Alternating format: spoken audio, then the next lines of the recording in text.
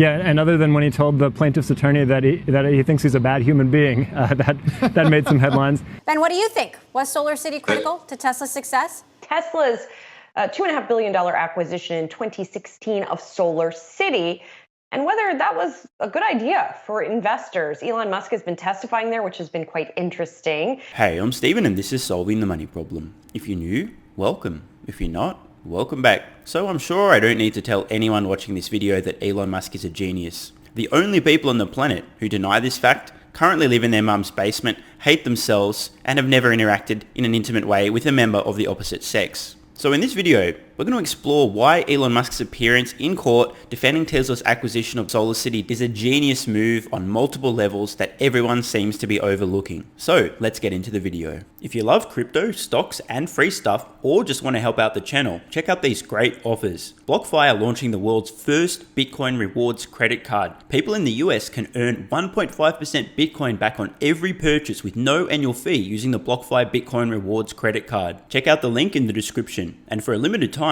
you can get up to $250 in crypto bonuses when funding a new account on BlockFi, where you can use cryptocurrency to earn interest, borrow cash, and buy or sell crypto. If you want your free crypto, use the link in the description. And if you'd like up to 2 free stocks, check out the link in the description to WeBull. If you open a new account, you'll get 1 free stock valued up to $300 just for opening an account. And if you make an initial deposit of $5 or more, you'll get a second free stock valued up to $2,000. Seriously. Free stocks? Yes, please. And finally, if you're in Australia, the UK, or New Zealand, you can get a free stock with stake, also linked in the description. Thanks so much for your support, guys. Let's get back to it. Oh, and by the way, just quickly wanted to say thanks to everybody who sent through messages of support in celebration of this channel hitting 200,000 subscribers. I really appreciate all the kind words, and yes, even the haters. So, I'm going to cut straight to the chase on this video. What am I talking about? Let's get straight to it. We're over on Google Trends, looking at search interest for the term Tesla Solar over the last 30 days worldwide. Now, what do we notice here on the right? A gigantic spike in search interest. Now, for those of you that don't understand how Google Trends work, I'll explain quite quickly. This is relative search interest. So what we're seeing in this jump from 49 to 100 is effectively a doubling of the amount of search interest in Tesla Solar in the span of just a few days as a direct result of this trial. We've all heard expressions like there's no such thing as bad press, all press is good press, etc. And it certainly rings true to a degree. Now, admittedly, a few of these searches are probably relating to the trial itself, but there's going to be another subset of people who've heard a headline, seen Elon Musk is in court, maybe even heard some funny comments suggesting that this lawyer is a bad human being and went, hang on, Tesla makes solar? Let me Google that. Next minute, they're like, oh shit, you mean they've got the cheapest solar available in the United States? Sign me up. Play along at home for a minute. Let's just imagine that you, as a consumer, have just heard about Tesla Solar for the first time, typed it into Google, and found yourselves on Tesla's solar panel page of their website. Solar for existing roofs. Lowest cost solar panels in America. Money back guarantee. Sounds compelling. You scroll down for some more information. Electricity for less.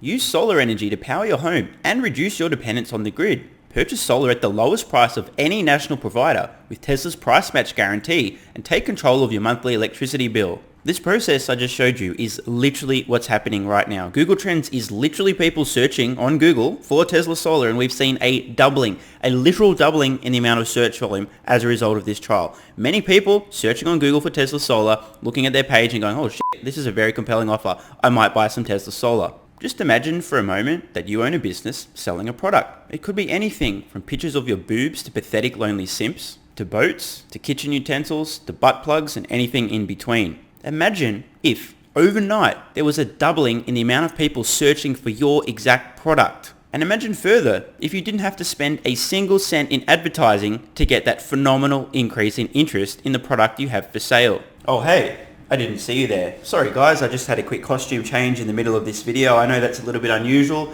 Definitely has absolutely nothing to do with the entire idea of being able to promote a product for free and that being a good thing to do. Please feel free to get your Tesla stock to the moon merch, including shirts, mugs, and hoodies, linked in the description.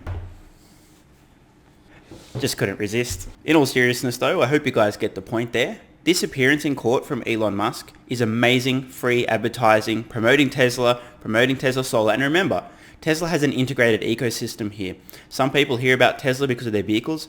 Others might hear about the solar and they go, damn, this solar panel is super cheap. I'll sign myself up. 6 months later, like, hey, hang on a minute. They make vehicles too. Let me check this out. Holy shit. What? 0 to 60 in 2 seconds? Sign me up. Now, to be clear, The primary reason Elon Musk is in court defending Tesla's 2016 acquisition of SolarCity isn't to get free advertising for Tesla, it isn't to promote Tesla Solar. However, this is a conscious side effect and something Elon Musk is wholly aware of. In fact, in day one of the trial, during his testimony, he literally admitted that the reason that he had the title Techno King of Tesla and Zach Kirkhorn has become the master of coin is for a bit of a laugh and to entertain people and create headlines and therefore promote and get free press for Tesla. So while Elon Musk is here, even though he's here with a strong sense of justice defending this deal because it was the right thing to do, because he's stubbornly unwilling to settle this frivolous matter outside of court, Elon Musk is there fighting for justice. He's certainly aware of the fact that this trial is going to create a huge number of headlines and is certainly milking this for all it's worth. So with that said, let's kick back, relax and enjoy some of the amazing free advertising that Tesla has received over the last couple of days. What's been the lead so far, other than he says he didn't set the terms of the deal and didn't want to be anybody's boss?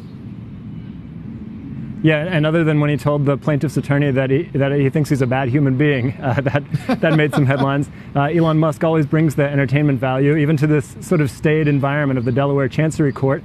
There's been a lot of back and forth between the plaintiff's attorney and Musk. They clearly don't like each other, although both men seem to relish a little bit of the battles, the verbal battles and the jousting. I think that what the attorney has done this morning is to really show that Musk was in close contact with both the Tesla team and the SolarCity team as this deal was being negotiated. Now, Musk said that he formally recused himself from the Tesla board's negotiations of the sale price when the deal happened.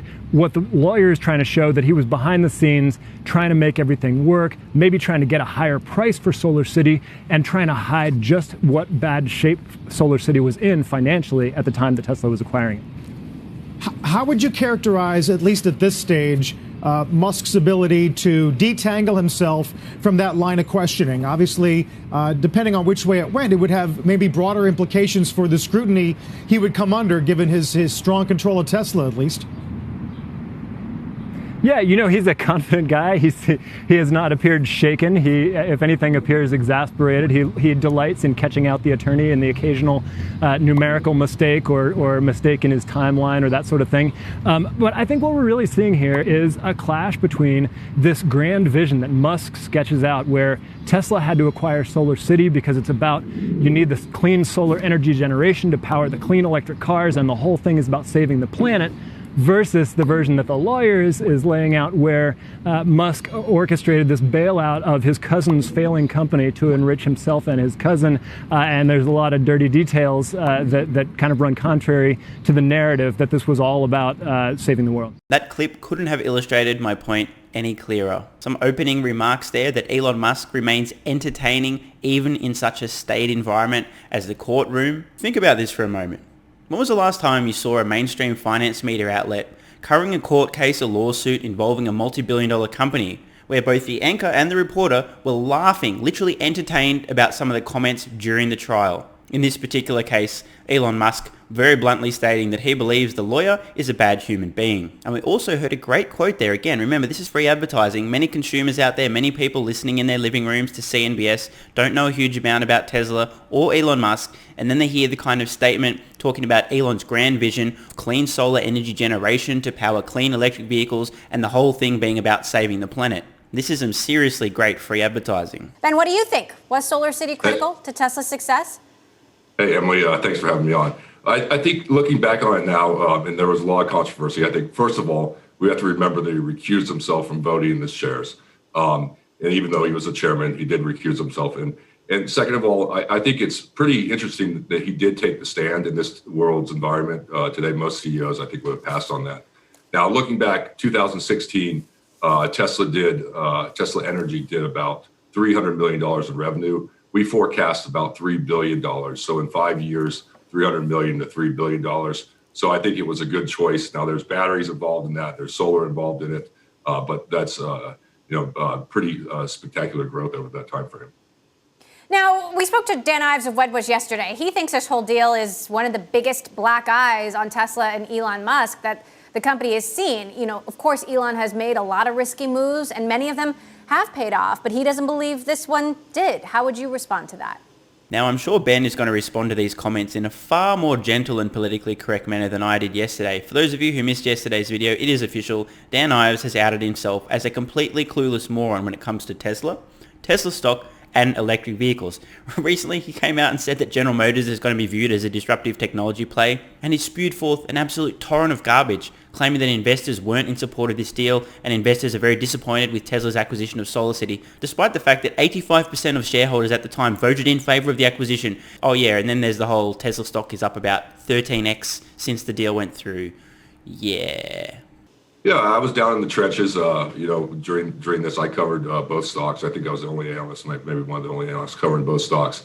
And I think that the integration had a lot of question marks for people out there about cross ownership between the two companies. I think going just back to the numbers though, $300 million to $3 billion, and then also the leadership that they've shown. The 5 years, 5 years ago, they made this choice to move into the energy business. Now we're hearing the likes of VW to Stellantis to GM going into batteries, going into solar. And so again, this is a situation where Musk was several years ahead of the competition. Now, interesting color from the courtroom. There were some Tesla fans, Elon Musk fans in the courtroom itself.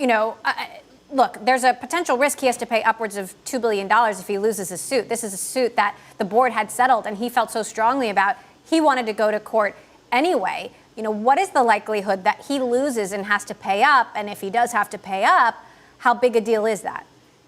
Yeah, I can't comment on the case, an ongoing case like this outside of my pay grade there.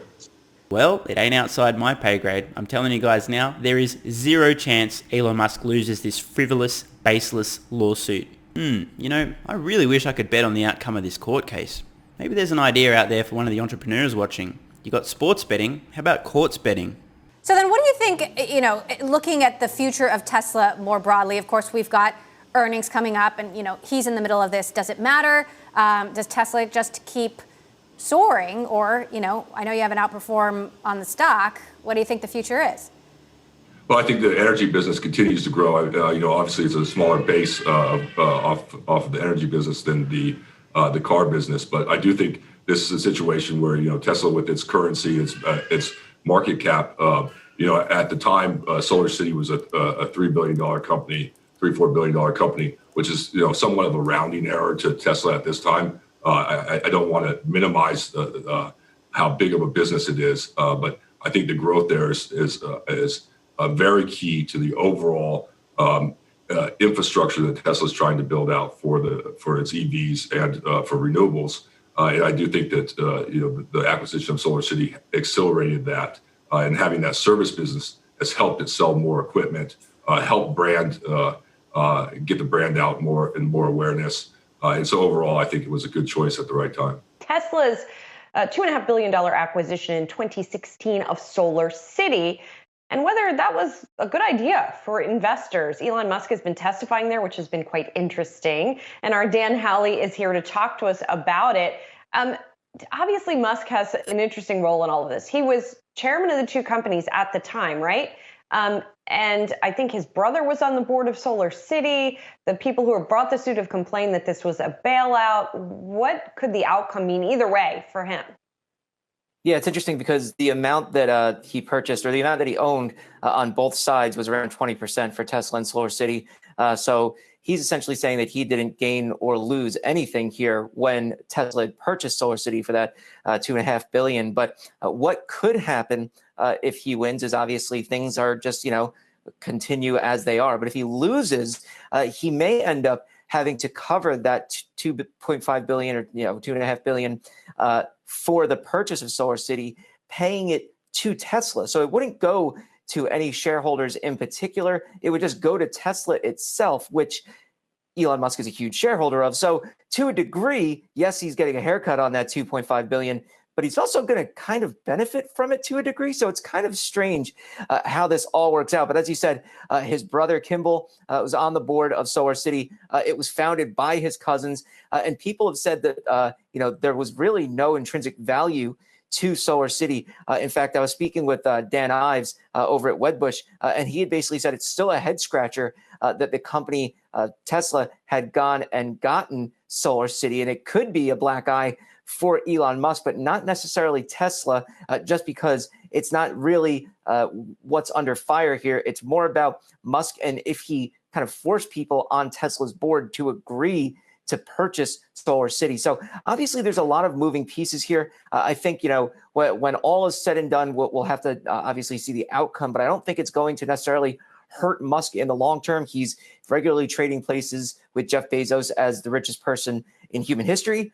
So I think that's something that's important to point out here, that $2 billion, yes, sounds like a lot of money to us, but is really kind of a drop in the bucket to him to a degree. So I think that's going to be something that's interesting to watch, how he directly responds. And again, that $2 billion plus will go to Tesla, not the shareholders. So to a degree, it is helping Musk in the end. It's so interesting because we talk about Tesla, we cover the earnings. We don't ever talk about SolarCity, even though it's a part of the company, because it isn't a terribly successful part of the company. I guess you could argue there are synergies. I know people, for example, who own Teslas, who power their houses with SolarCity solar, so that they're sort of grid neutral, if you will. Once again, another inadvertent plug for Tesla's integrated ecosystem. Remember, many people watching the mainstream finance media have never heard of YouTube, barely know how to use Google, and aren't very well informed consumers. They hear for the first time, wait, Tesla makes cars and solar? Cool, let me check that out. But it hasn't necessarily turned out to be a super profitable bet for Tesla. No, and there's been issues with SolarCity's products, right? There's issues with fires. I think Walmart had a big issue with them when they tried to install on their roofs. The original idea when Musk brought out kind of the layout of what SolarCity was supposed to provide was these kinds of solar panels that look like roofing tiles, like high-end roofing tiles, and they were supposed to be able to stand up to hail and I guess maybe errant birds that decide to crash into your roof or something. But they're designed to look like actual roof tiles. And again, another example of free advertising for Tesla. They're talking about Elon Musk's appearance in court, yet now we're hearing solar products described, this time Tesla's solar glass roof tiles. Consumer goes, wait, solar roof, what? Huh? Next minute they find themselves on Tesla's solar roof page. Transform your roof and produce clean energy. This seems interesting. You guys get the point, right? This is literally free advertising. They're naming and describing Tesla's various products, talking about Elon Musk, talking about the integrated ecosystem, rooftop solar, electric vehicles, clean energy, rah, rah, rah, rah, rah. I think the reality is we're not seeing that quite yet. And it isn't, what Musk had promised. Although, at this point, he really does overpromise so much that you got to take what he says with a grain of salt to a degree. So I think that's something that people need to look at when they think about SolarCity as a whole. But really, Musk is kind of positioning this as, look, I want this to be more of an electrification company rather than just Tesla as a solar company. And, their battery storage units have been doing well, right? The actual storage of the energy is doing well, but those solar panels just aren't. So, I think it's important to kind of look at Tesla now, not just as the car company, though it is primarily a car company, but as a broader technology company in the kind of renewable energy space. As we heard earlier, the Yahoo anchor herself admitting that Yahoo are always talking about Tesla's vehicles, but never their solar products. And now we see a 5-minute segment basically advertising Tesla's solar products and their integrated clean energy ecosystem. As I said earlier in this video, the primary reason Elon is in court isn't to promote Tesla. He's there to defend this because it's a frivolous lawsuit and he really has a strong sense of justice. But Elon Musk is no fool. In fact, as I mentioned, he's a genius and he's absolutely aware of the fact that this is a great opportunity to generate further interest in all of Tesla's products. And we've seen direct evidence of this via Google Trends. There has literally been a doubling, a literal 2x in the amount of search volume for Tesla Solar as a direct result of this court case. In short, justice will be served and Tesla gets a bunch of free advertising. You know what? Maybe we should be thanking the douche lords behind this frivolous lawsuit after all. Maybe, ultimately, this is going to accelerate Tesla's mission even further. A little bit of food for thought. I'm Stephen Mark Ryan. This is Solving the Money Problem, and I love you all. And don't forget the BlockFi Bitcoin Rewards credit card, where you can earn 1.5% Bitcoin back on every purchase. There's a link in the description. You can also earn up to $250 in crypto bonuses when funding a new account on BlockFi, also linked below. And finally, don't forget your free stocks with WeBull and Stake, also linked in the description. These great offers also help out the channel. Thanks so much for watching. Let me know your thoughts in the comments below. And of course, if you have any ideas for future videos, let me know. I read all your comments. P.S. If you're still watching, you're awesome. If you'd like early access, exclusive videos, regular Q&As, our private Discord server and more, consider supporting the channel at patreon.com/solvingthemoneyproblem so I can keep creating content for you guys. There's a link in the description. You can now also become a member of the channel for some exclusive perks. To learn more, click the join button next to subscribe. And don't forget to check out our merch store. Either way, the best form of support is you being here and watching, so thanks again.